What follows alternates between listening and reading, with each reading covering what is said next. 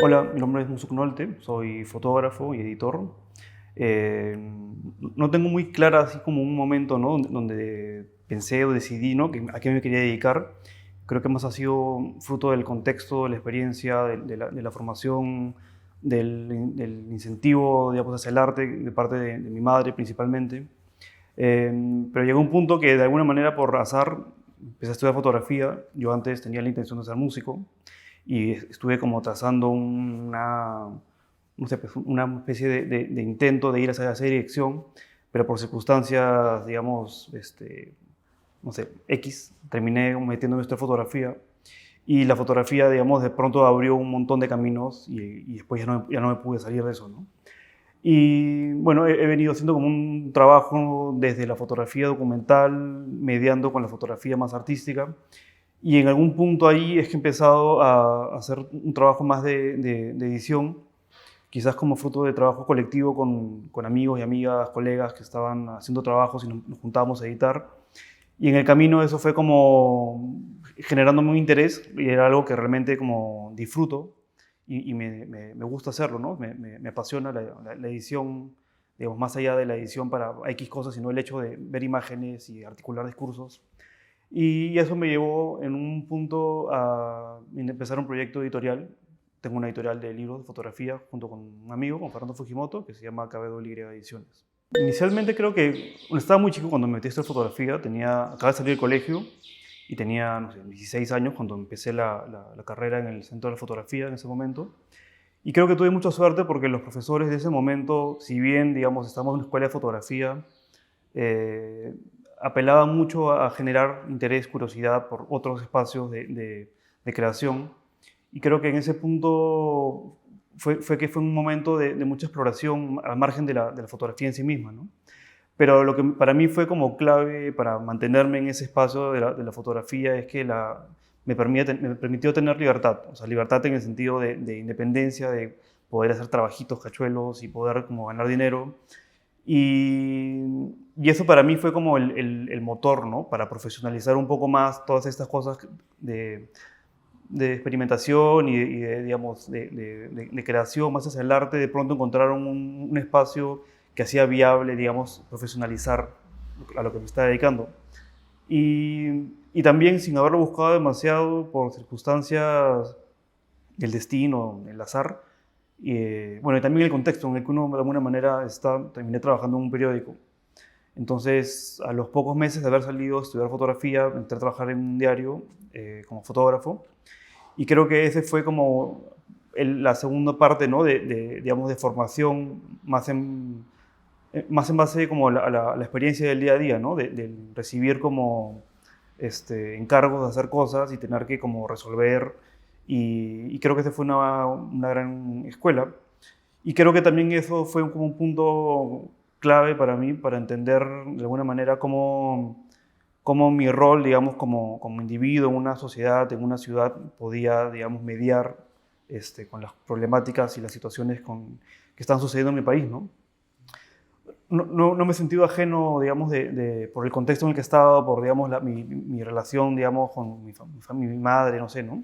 Ajeno, digamos, a tener cierta como interés y sensibilidad con las cosas que nos involucran en nuestro país, en nuestra sociedad.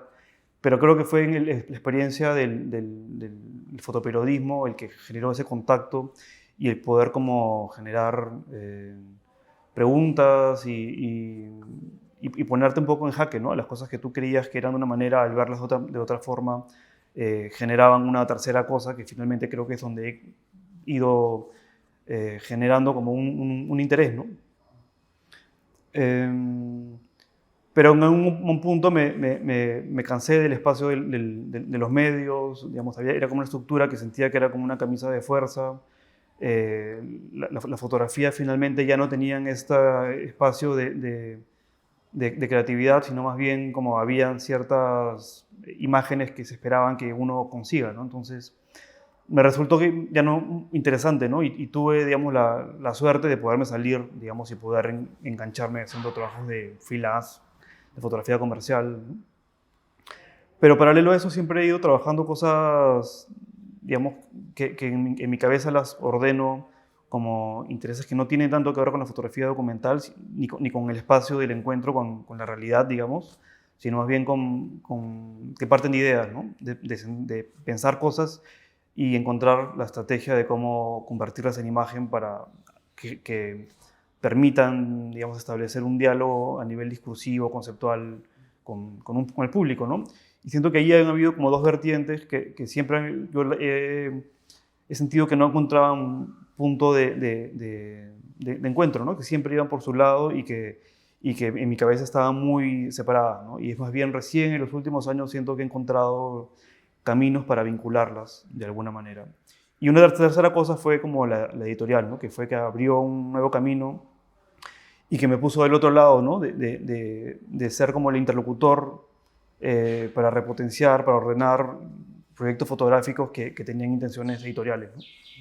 Bueno, yo en realidad nací en México. Mi madre estaba estudiando, bueno, se fue a estudiar allá y bueno, después estuvo trabajando.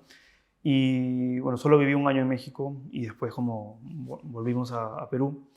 No obstante, la relación con México siempre ha estado ahí como constante, de alguna manera. Y en los últimos años, digamos, ya más como por necesidad propia, ¿no? De vincularse con ciertos espacios de colaboración, principalmente hacia la fotografía, he comenzado a volver, ¿no? A México y a conocer un poco más el país y tener, digamos, un vínculo más como, no solamente porque naciste ahí, sino porque hay un interés concreto, ¿no? Eh, pero sí me siento, digamos, más peruano, aunque eso también me supone hacerme como preguntas de qué cosa significa eso, en términos de que va mucho más allá del concepto del lugar común, del estereotipo de lo peruano. O sea, creo que es algo que uno redefine, digamos, en el día a día, ¿no? De alguna manera, en tu participación como ciudadano de las cosas que te importan en tu país. O sea, creo que ahí encuentro un diálogo y donde me reconozco como peruano, ¿no? Pero más allá, digamos, de esta imposición territorial, geográfica, no sé, me pasa algo como, claro que es sumamente como personal quizás, ¿no? Pero hay como lugares que me generan angustia y ansiedad y finalmente tengo que ir, sí o sí, porque por el trabajo, por intereses. Y no sé, como los Andes es un lugar donde me, me, me interesa, digamos, por motivos de las historias, digamos, de que suceden ahí, de la cultura, varias situaciones que me han llevado a trabajar ahí. Pero es un lugar que me genera ansiedad, angustia, ¿no? Como que estoy ahí, pero ya me quiero ir. A pesar de que me tengo que quedar, bueno, tengo que quedar y tengo que lidiar con eso, ¿no?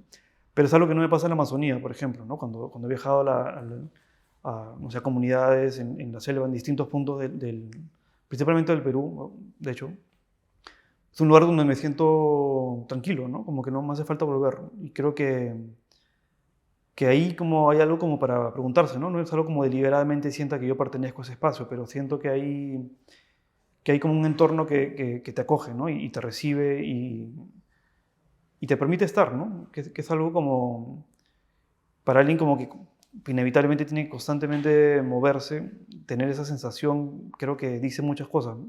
Que no logro como aterrizarlas y ponerlas como en palabras qué cosa significa eso. Pero, digamos, en esta geografía compleja que es el Perú, es un lugar donde me siento como cómodo, ¿no? Creo que siempre me ha costado, digamos, pensar, digamos, en la figura del mentor o mentora en el sentido como eh, romantizado, quizás, ¿no? De ser discípulo, ¿no? De alguien. Más bien creo que he tenido suerte de que han sido relaciones horizontales, de diálogo, de interés mutuo. Y una de ellas fue bueno, es un amigo del colegio que desde épocas digamos, bastante jóvenes compartíamos intereses, digamos, ajenos al común de mis otros amigos, ¿no? Entonces encontraba ahí un espacio para, no sé, para proponer cosas. Él fue el que me introdujo un poco a este espacio del releer, digamos, cómo se estructura sonoramente un espacio o la música académica, la música concreta. Y en este camino hemos colaborado en varios proyectos editoriales, por un lado. En algún momento he tocado con él composiciones que ha hecho. Eh, Ahora estamos metidos haciendo una película, ¿no? Él es el director y guionista y yo voy a participar como director de fotografía. Pero es alguien como con el quien, a pesar de que no hay un diálogo, digamos, diario, en cotidiano, es como hay como un diálogo constante, ¿no? Que va en paralelo y es como esta persona con la que siempre hay como un vínculo, ¿no? Una presencia, ¿no? A veces a veces por omisión, ¿no? Es como, ¿qué cosa pensaría Leonardo de esto que estoy haciendo? ¿Cómo lo vería? ¿Qué me diría? Y creo que ahí se ha formado como un diálogo que ha sido clave, ¿no? Es como la persona con la que compartes las ideas más disparatadas y locas que tienes, se encuentran ahí. Y por otro lado, digamos, pensando más ya en la formación y quizás sí más como esta estructura convencional, ¿no? De alguien como que ejerce una presencia, digamos, dominante, ¿no? En la formación. Probablemente Jorge Villacorta, que es crítico, curador de arte y genetista, con quien, bueno, fue uno de los primeros maestros, digamos, de la escuela de fotografía. Y lo que era increíble, a mí me fascinaba que sus clases eran totalmente impredecibles, ¿no? Entonces, por más que uno tenía la expectativa de que ese día tocaba historia de la fotografía del siglo XIX, terminabas hablando de Baudelaire y te traía el poema del Albatros. Y después, digamos, eso generaba curiosidad de regresar a la casa y buscar en internet quién era Baudelaire, qué había escrito, y entrar, digamos, a ese espacio, ¿no? de creación. Y era alguien que siempre estaba como soltando semillitas o bombitas de tiempo, ¿no? Como que uno, si las lograba tomar en su momento, digamos, generaban detonantes, ¿no? Para que uno mismo siga su camino de descubrir, ¿no? Y de generar un diálogo por ese lado. Y además he tenido como la fortuna de como construir una amistad en el tiempo, ¿no? Y ahora, en los últimos años hemos como, o sea, hace poco le propuse, por ejemplo, hacer unos talleres en pleno contexto de pandemia. Y, y fue increíble, digamos, este diálogo de imaginar qué tipo de taller podíamos hacer y qué tipo de espacio era pertinente pensar en este contexto de pandemia. Y además teniendo a alguien como Jorge, que es como una especie de diccionario, de biblioteca, ¿no? Es un tipo como que tiene una memoria y un interés por temas así absolutamente. O sea, yo a veces me preguntaba, ¿no? ¿Por qué diablos sabes esto? ¿No? O sea, ¿qué cosa te ha en tu vida pasado para que sepas por qué un semáforo se dice así, se hizo así, por qué es rojo y verde? Y en fin, ¿no? Y creo que el escucharlo como siempre ha alimentado, digamos, este interés sumamente mm, abierto y errático, ¿no? Sin ningún tema, ¿no? Totalmente impredecible y muy hacia la deriva, ¿no? Sí, bueno, de hecho, cuando estudiaba música en Arte para Crecer, que es como una especie de escuela alternativa de las artes, no necesariamente para ser músicos profesionales, sino a través del arte como generar otras cosas, ¿no? de su construcción personal. Pero bueno, en ese espacio, luego de estar un tiempo, comencé a ser asistente, digamos, de las clases. Y luego, durante un tiempo, fui profesor de guitarra. Cuando tenía 15, 16, digamos, enseñaba a chicos que estaban iniciando. Y había como un espacio de acercarse, digamos, a ciertas metodologías de cómo entender o cómo enseñar, muy vinculado, no sé, a lo que dicen los ciertos manuales, pues, ¿no? De aprender a tocar guitarra. Eh, y creo que esa experiencia fue como.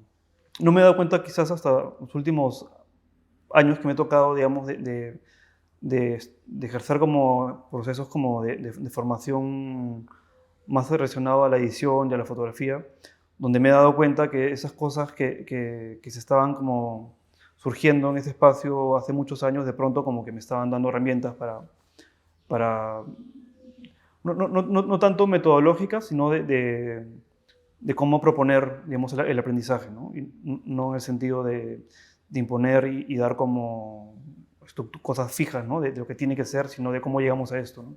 Inclusive sabiendo que, por ejemplo, ya más en la edición, de que una imagen no debe ir acá y debería ir al otro lado, cómo fomentar que la propia persona, digamos, pueda descubrir que esa imagen no pertenece a ese espacio, sino tiene que desplazarse, ¿no? Y creo que ahí en ese momento, además tuve una experiencia como, que fue como, que creo que no lo he logrado procesar del todo, ¿no? Pero en uno de estos, un viaje que se hizo con Arte para Crecer, fuimos a Chile y coincidía con el Foro Latinoamericano de Educación Musical, que es este encuentro anual de educadores musicales que se hizo en Chile, donde digamos, hay varias conferencias, talleres, y creo que muchas cosas calaron en mí a un nivel como interno, ¿no? Como que se quedaron en la memoria como procesos de cómo entender las relaciones humanas a través de la música o llámese el arte. Y definitivamente creo que recién, vuelvo a repetir, ¿no? Como que he sido más consciente de esas herramientas a la hora de proponer como relaciones, digamos, de enseñanza. Me gusta la docencia, pero por mi propio trabajo no he podido, digamos, tener cierta continuidad. Por mi trabajo viajo bastante, entonces me cuesta como mantenerme fijo en un lugar. Pero últimamente he acompañado varios procesos de asesoría, ¿no? de proyectos fotográficos y talleres un poco más cortos de edición.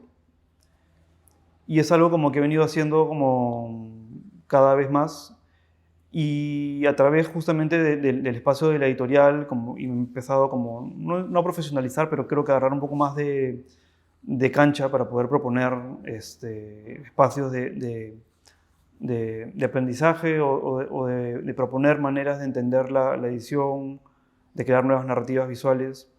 Eh, y es algo como que me genera expectativa, ¿no? Me veo quizás en un futuro dedicándome un poco más a eso, ¿no?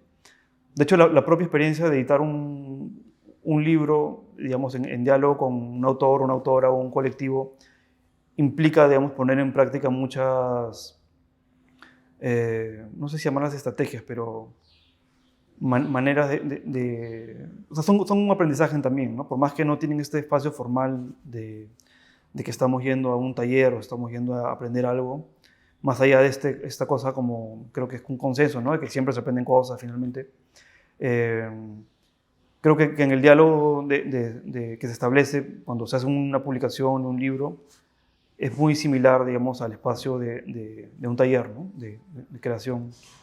Siempre haciendo énfasis, creo que en establecer como relaciones horizontales, ¿no? de fomentar preguntas y fomentar, digamos, digamos, las cosas terminen siendo fruto del trabajo colectivo, ¿no? Creo que mi día a día se define, digamos, en base a la antirrutina, ¿no? Como tratar de huir siempre de la rutina, pero no por decisión, sino porque las cosas que me ando metiendo, digamos, de proyectos, todas como que son disímiles y tienen como distintos tiempos y van en paralelo, ¿no?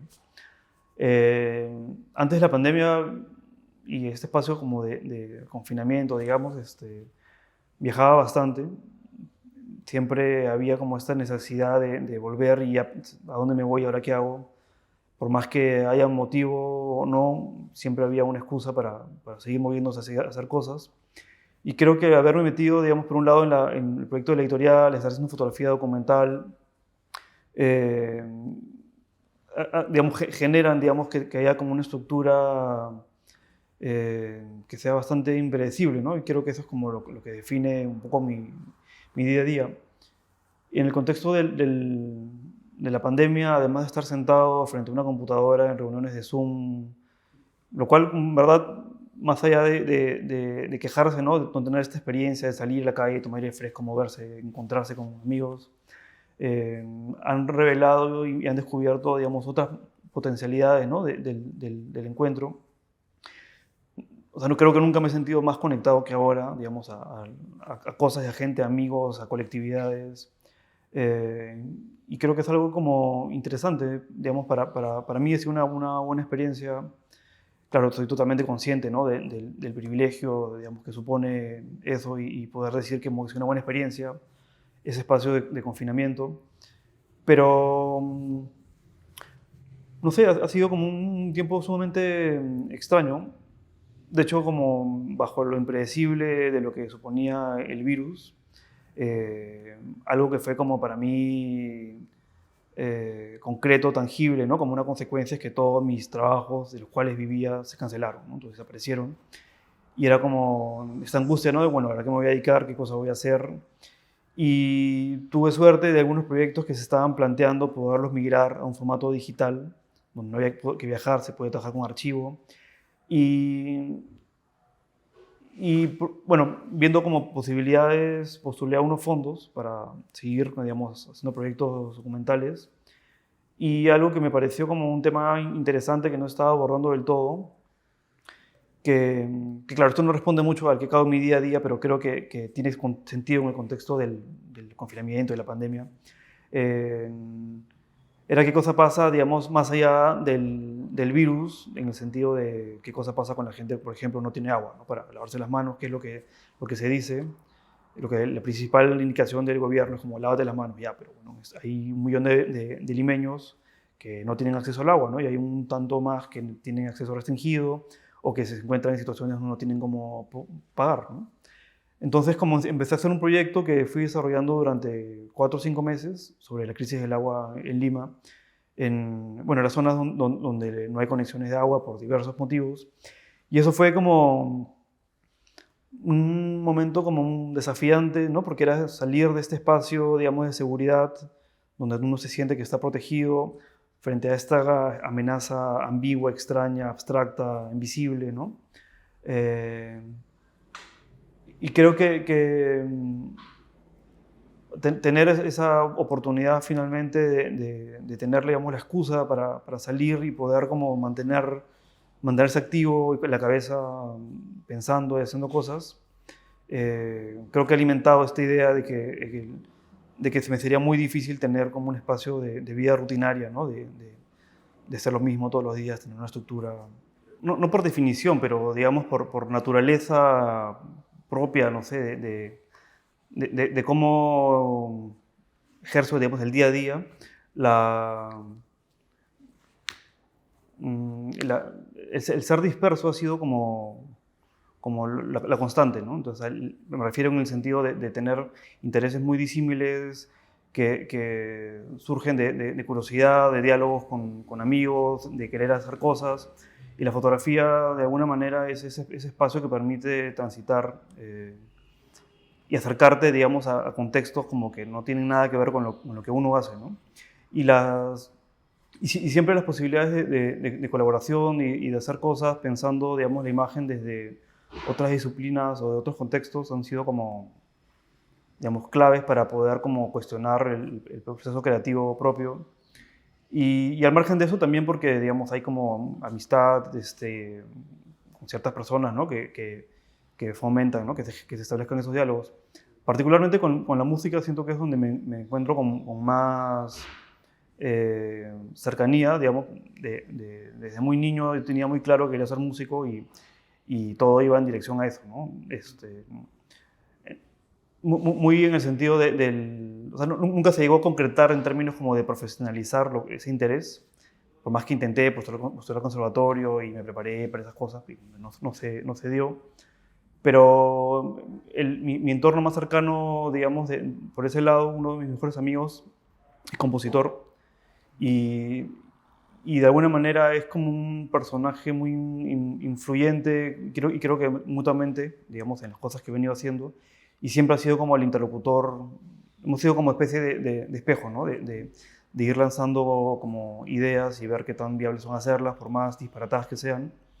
Y ahí, a partir desde la música, de la organización, digamos, sonora, la experimentación, es donde siento que ha habido como un diálogo constante, ¿no? Regresando un poco a esta experiencia del diario, ¿no? Que era interesante porque podías llegar un día en la mañana y que te digan como que te vas, no sé, en unas horas a Iquitos porque hay tal cosa, ¿no?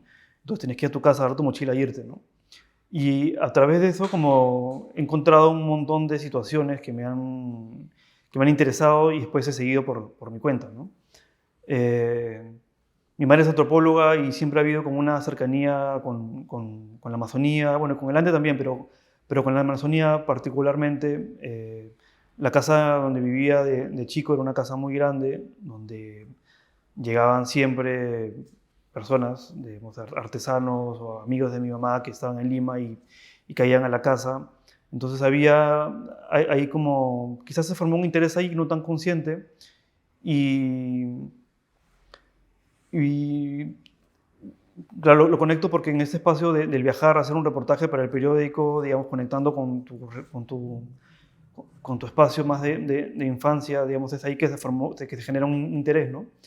Y en los últimos años bueno, he viajado a fotografiar algunas comunidades nativas por distintas circunstancias, pero siempre como con un sentido de que hay algo como que contar, ¿no? Como que algo se está perdiendo y que por más que cuestionemos nuestra legitimidad para ser quienes registramos eso y lo hacemos visible, finalmente hay cosas que se están transformando y es a través de la fotografía y el documento que esas cosas se pueden como documentar, ¿no? La redundancia, registrar y comunicar, por un lado, pero por otro lado también situaciones donde hay situaciones críticas, digamos, una de las comunidades con las que he trabajado más, una comunidad yánica del río N. De hecho, los yánicas, digamos, son las comunidades más pobladas en la Amazonía, ¿no? Y están dispersos en varios puntos. Y además han sido uno de los pueblos que más ha sufrido en la historia. Bueno, no tiene que ver con quién sufrió más, ¿no? Pero digamos, han tenido muchas situaciones, empezando con la época del caucho, las migraciones, la época del terrorismo. Y últimamente fue hacer un proyecto sobre la posibilidad de que se construya una hidroeléctrica que nuevamente los iba a desplazar de su territorio, ¿no? Entonces, digamos, esa situación me interesó, digamos, y dio, digamos, la casualidad y la fortuna de que ellos estaban buscando a alguien que documente eso. Y ahí se construyó como una relación, digamos, que es la única experiencia que siento que ha tenido como un efecto concreto y que ha tenido una utilidad, digamos, concreta, ¿no? Conjuntamente se hizo una campaña como de comunicación de esta problemática, se hizo una exposición en Lima muy grande, conjunto con Vera Lenz, que es una gran fotógrafa que ha cubierto la época del conflicto armado. Y digamos, este trabajo de visibilizar a través de la imagen fue como el caballito de Troya, ¿no? Para presentar la problemática de ese momento. Y apareció, bueno, el liderazgo de Ruth Buendía Mestoquiari, que es la primera, digamos, mujer ayánica líder. Y finalmente este proyecto, en gran parte por todo este movimiento mediático que se generó, se terminó como postergando, anulando, ¿no?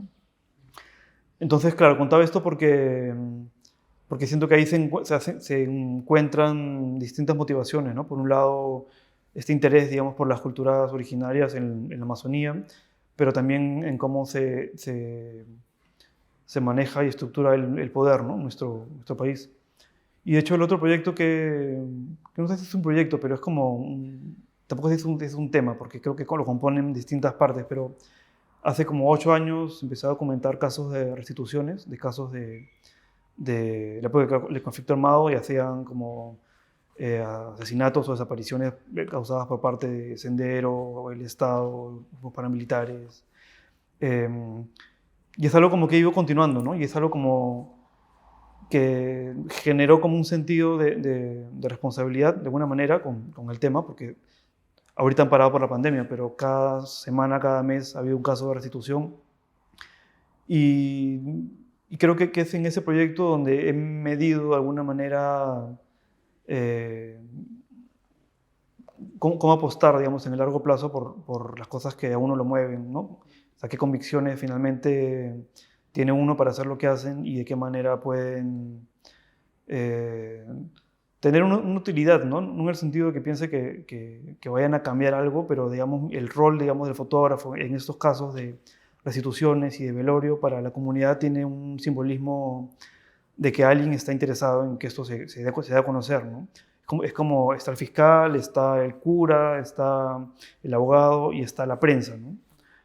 Por más que yo no represente ningún medio, ¿no? Es como el que representa, digamos, a la prensa, ¿no? Entonces hay como un entendimiento del rol que uno juega en la sociedad que además ha sido como muy,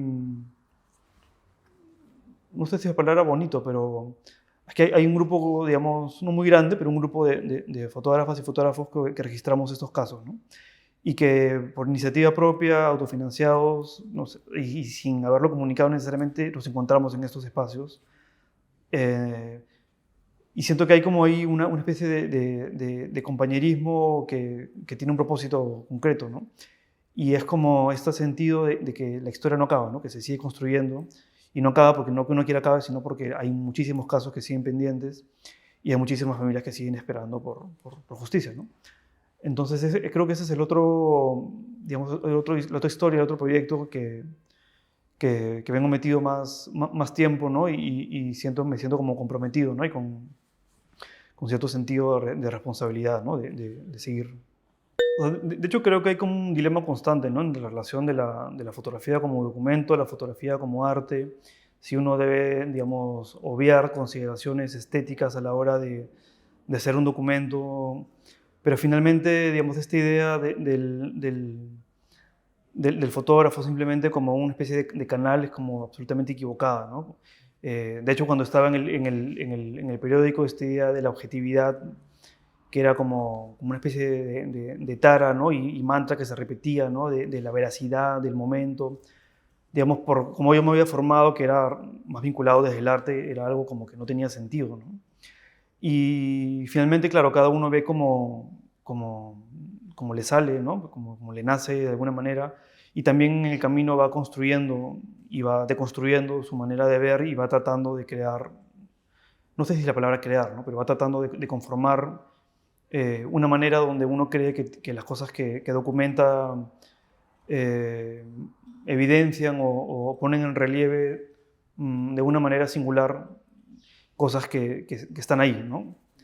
Eh, es algo como que siempre me pregunto, ¿no? Si hay como una cuestión de estilo que uno decide hacer, si es más bien como la propia, la propia situación, digamos, que te ofrece momentos, ¿no? Eh, pero creo que, por ejemplo, la manera en que como me aproximo a la fotografía, particularmente a la fotografía documental, creo que sí busca establecer como ciertos parámetros de cómo se cuentan las cosas, ¿no? Me interesan las imágenes como que no son evidentes, ¿no? Que no te están mostrando algo y se acabó, ¿no? Son las imágenes que tienen la posibilidad de revelar las cosas en distintas dimensiones y si te quedas mirándola te van a comenzar a decir más cosas. Y obviamente en la construcción narrativa, digamos, de articular un grupo de imágenes, es como que permites como ofrecer un relato mucho más conciso, con más herramientas. Y es también ahí, digamos, donde aparece la edición, ¿no? Muchas veces, bueno, casi siempre en los últimos años, cuando estoy fotografiando, no sé qué estoy pensando con la cabeza de fotógrafo o la cabeza de editor, ¿no? Eh, He tenido dos oportunidades, por ejemplo, muy concretas donde sabía que lo que estaba haciendo debían terminar en un libro.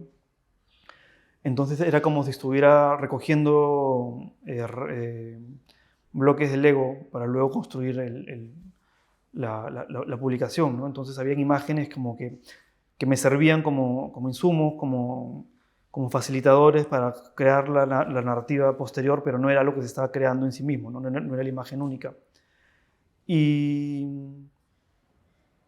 Y por otro lado, creo que también hay como un dilema ético y moral, ¿no? De cuál es el espacio que uno hace circular las imágenes y cuáles son los fines para los cuales uno crea ciertas imágenes. Y, y también, claramente, digamos, qué relación uno establece con el otro, ¿no?